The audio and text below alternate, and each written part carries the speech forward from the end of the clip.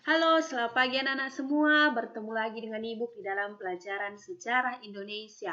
Di mana materi kita pada pagi hari ini merupakan lanjutan materi kita minggu lalu. Ya, anak-anak kami pasti ingat materi kita minggu lalu yaitu mengenai tanam paksa. Dan sekarang materi kita mengenai sistem usaha swasta. Ya, Ibu ulangi sekali lagi, sistem usaha swasta. Anak-anak kami bisa memperhatikan bukunya halaman 58. Ya. Bagaimana itu sistem usaha swasta? Ya.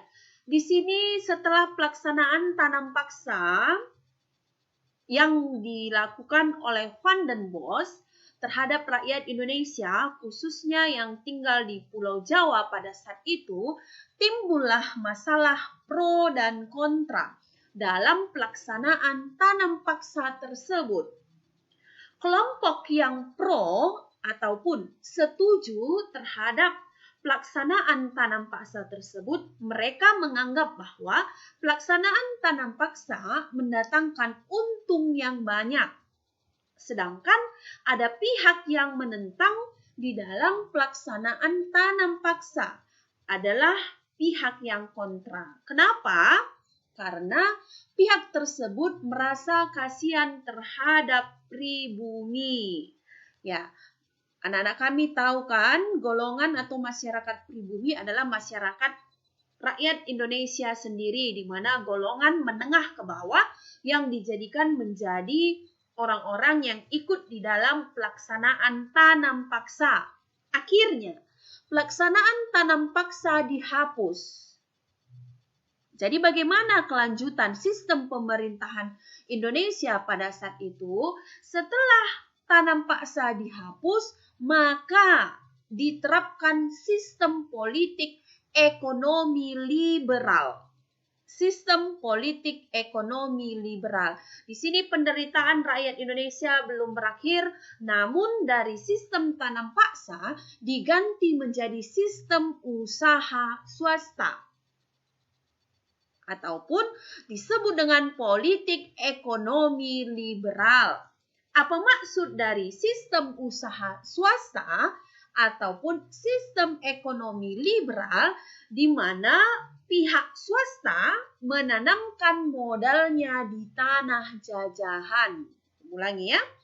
Sistem ekonomi liberal maksudnya adalah pihak swasta yang pada saat itu menjajah di negara kita ataupun Nusantara menanamkan modalnya di tanah jajahan. Oleh sebab itu, maka dikeluarkanlah Undang-Undang Belanda pada tahun 1864, dikeluarkan Undang-Undang Perbendaharaan Negara. Apa isi dari undang-undang tersebut? Ya, anak-anak kami juga bisa melihat bukunya halaman 60. Yang pertama, Undang-Undang Gula ataupun Suikerwiet mengatur tentang monopoli tanaman tebu.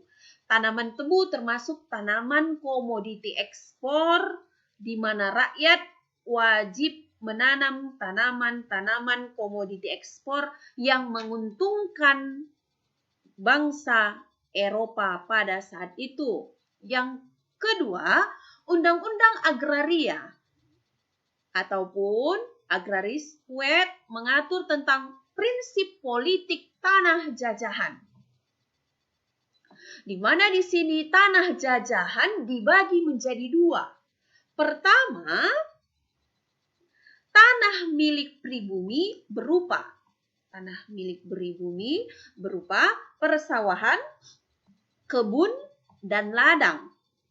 Kedua, tanah hutan, pegunungan dinyatakan sebagai tanah pemerintah.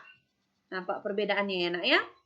Tanah pertama yaitu tanah pribumi berupa persawahan, kebun, dan ladang. Sedangkan tanah kedua yaitu tanah pemerintah berupa hutan, pegunungan. Di sini di dalam pembagian tanah jajahan nampak lebih diuntungkan pemerintahan pada saat itu. Dan pemerintah mengeluarkan surat bukti kepemilikan tanah. Bagian C, di sini pihak swasta maksudnya tadi sistem sewa tanah ataupun pihak swasta dapat menyewa tanah, baik tanah pemerintah ataupun penduduk. Tanah pemerintah dapat disewa penguasa swasta selama 75 tahun. Oke, bisa dibayangkan bagaimana pihak swasta menyewa tanah milik pemerintah selama 75 tahun. Tanah penduduk dapat disewa selama 5-35 tahun. Dari undang-undang yang dikeluarkan oleh Belanda tersebut, nampak di sini bangsa Indonesia masih tetap dirugikan. Oke. Dan tanah jajahan berfungsi sebagai tempat mendapatkan bahan mentah, tempat menanam modal asing dan pemasaran barang, dan industri penyediaan tenaga kerja yang murah. Tenaga kerja yang murah disebut juga dengan tenaga rodi. Ya.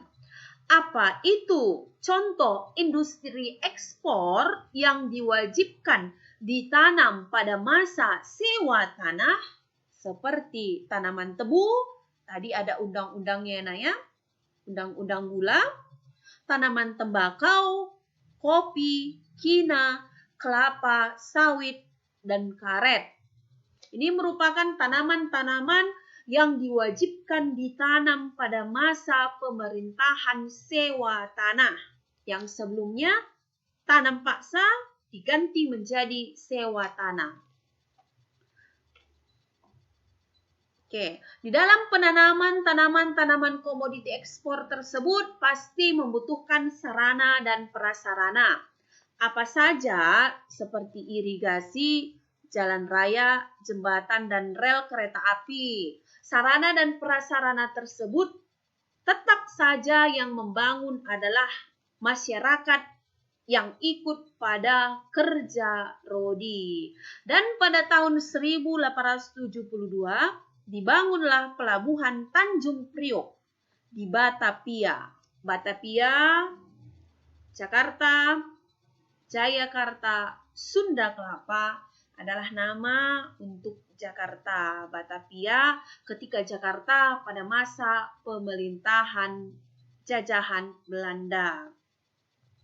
Dari sistem sewa tanah yang diterapkan oleh pemerintahan Belanda tersebut, rakyat Indonesia masih tetap menderita. Dan pertanian semakin merosot. Banyak masyarakat yang dijadikan sebagai kerja paksa ataupun rodi, dan masyarakat tetap juga membayar pajak. Inilah salah satu contoh tujuan bangsa Eropa datang ke Indonesia, yaitu tujuan gold dan glory. Sekarang masuk kita ke tujuan gospel. Masih ingat kan apa itu tujuan gospel? Ya, tujuan gospel yaitu tujuan untuk menyebarkan agama Nasrani. Bagaimana perkembangan agama Kristen ketika bangsa Eropa datang ke Indonesia? Seperti yang kita ketahui, agama Kristen dibedakan menjadi dua kelompok, Kristen Katolik dan Kristen Protestan.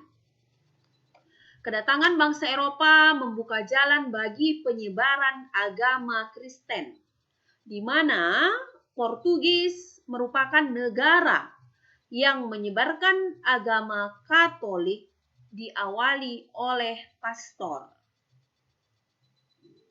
Di sini ada kegiatan jending. Apa itu kegiatan jending? Kegiatan jending adalah menyebarkan agama baru dengan menekankan pertobatan. Ya, inilah sejarah bagaimana Inilah sejarah bagaimana masuknya agama Kristen datang ke negara kita. Persebaran agama Kristen di Indonesia berkembang pesat pada saat itu, terutama di Indonesia bagian timur. Ya, di mana Indonesia bagian timur? Ya, di Papua, di Sulawesi Utara, dan di Tanah Batak, Sumatera, bahkan penyebaran agama Kristen sampai di Jawa, Kalimantan, Sulawesi, dan ada sebutan untuk Kristen Jawa. Jadi di sini anak-anak kami paham bagaimana proses masuknya bangsa Eropa ke Indonesia sampai bangsa Eropa menerapkan tujuan 3G, Gold, Glory, dan Gospel di dalam penyebaran agama Kristen. Itulah tujuan yang terakhir, yaitu tujuan Gospel. Sampai disinilah materi kita pada pagi hari ini. Apabila ada materi yang kurang dimengerti, silahkan tanya ke Ibu langsung ataupun melalui GC. Terima kasih.